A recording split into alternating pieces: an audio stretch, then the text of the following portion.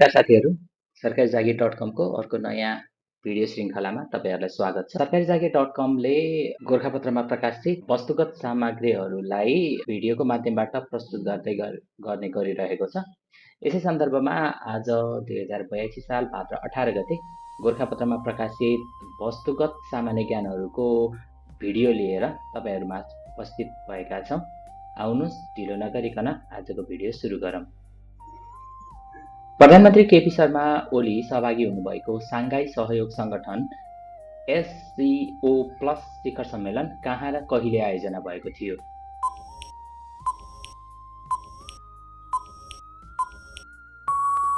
यसको सही जवाब हो तियान्जिन, चीन।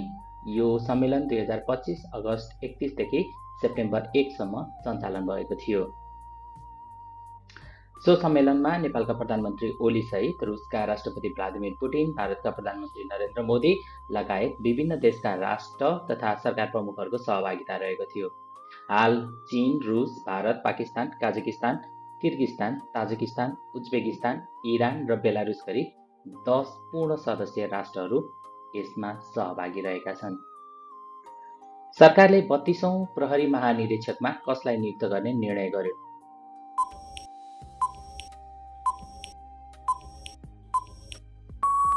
उहाँ हुनुहुन्छ चन्द्रकुबेर खापुङ।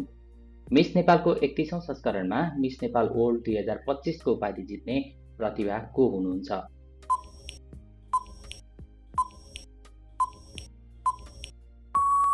उहाँ हुनुहुन्छ लुना लुइटेल।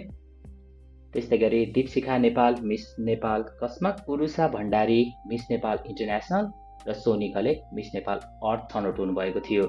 सरकारले मुगु जिल्लामा छायानाथ राष्ट्रिय निकुञ्ज स्थापना गर्ने निर्णय कहिले गरेको हो?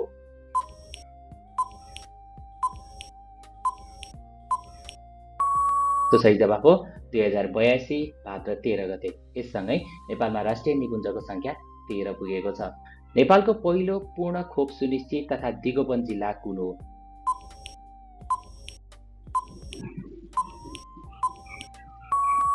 यसको सही जवाब हो डोटी। अर्को प्रश्न, नेपालमा फोटो सहितको मतदाता नामावलीको सुरुवात कहिलेदेखि भएको हो?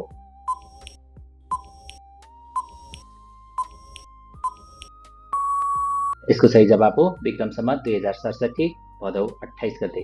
अर्को प्रश्न, नेपाल राष्ट्र बैंकले नेपालका विभिन्न 10 वाणिज्य बैंकको विस्तृत सम्पत्ति गुणस्तर ऋण पोर्टफोलियो परीक्षणका लागि कुन देशको लेखा परीक्षण संस्थासँग सम्झौता गरेको हो?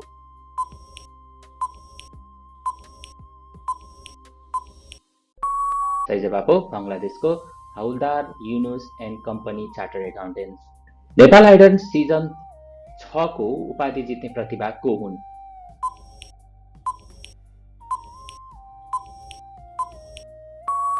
उहाँ हुनुहुन्छ गङ्गा सोनाम सिन्धुपाल्चोक। त्यसै गरी बबिता थापा मगर दोस्रो, दर्शना गन्धारी तेस्रो, अभियान खाती चौथो, मिलन मानन्दर पाँचौं हुनुभएको थियो।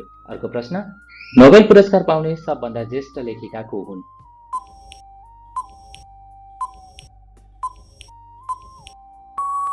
उहाँ हुनुहुन्छ डोरिस लेसिङ।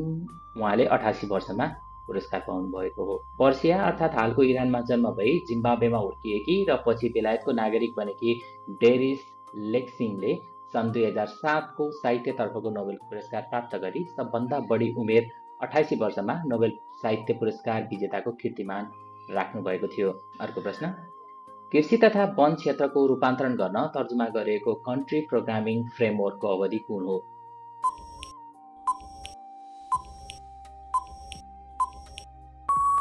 यसको सही जवाब हो सन् 2023 देखि सन् 2027 सम्म। राष्ट्रिय कविता महोत्सव 2082 मा उत्कृष्ट 10 भित्र पर्न सफल भई पुरस्कृत हुने प्रतिभा को हुन्?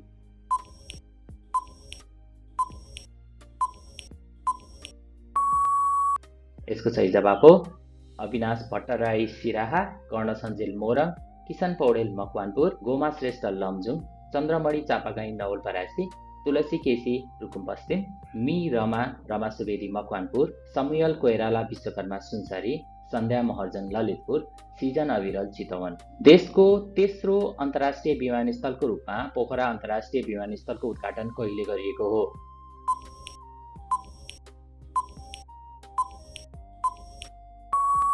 यसको सही जवाब हो विक्रम सम्वत 2079 पुस 17 गते।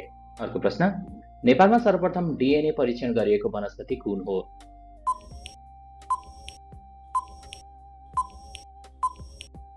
यसको सही जवाफ हो चिराइतो। अर्को प्रश्न, नेपालमा खुलेको पहिलो प्रादेशिक विश्वविद्यालय कुन हो?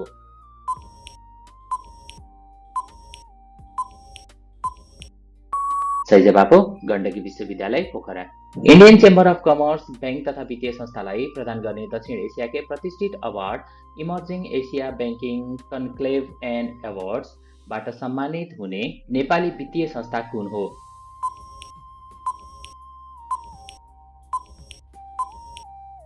यसको सही जवाफ हो गरिमा विकास बैंक सन् 2025 अगस्त। अर्को प्रश्न, ग्लोबल पीस इन्डेक्स 2025 मा नेपाल कतिऔं स्थानमा रहेको छ?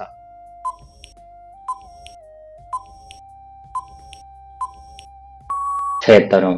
शान्तिपूर्ण देशको सूचीमा नेपालले आफूलाई गत वर्षभन्दा 4 स्थान सुधार गरेको हो। अस्ट्रेलिया स्थित गैर सरकारी संस्था इन्स्टिच्युट फर इकोनोमिक एन्ड पीसले 163 मुलुकको अध्ययन गरी सार्वजनिक गरेको हो। यसमा भुटान 21औं स्थानसहित दक्षिण एसियाकै पहिलो शान्तिपूर्ण मुलुकको रूपमा स्थापित भएको छ। अर्को प्रश्न, नेपालमा पुस्तकालय दिवस कहिले मनाउने गरिन्छ?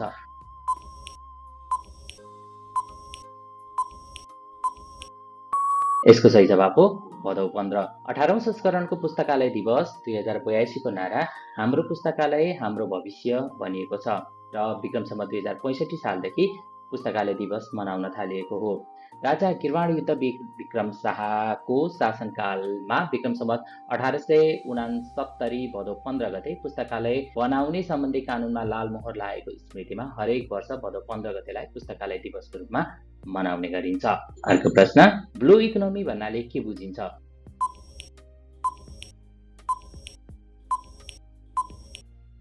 यसको सही जवाफ हो समुद्रसँग जोडिएर गरिने आर्थिक क्रियाकलापसँग सम्बन्धित दिगो विकासको मोडल। सङ्घीय सरकारले देशभर 23 नयाँ इलाका प्रशासन कार्यालय स्थापना गर्ने निर्णय कहिले गरेको हो?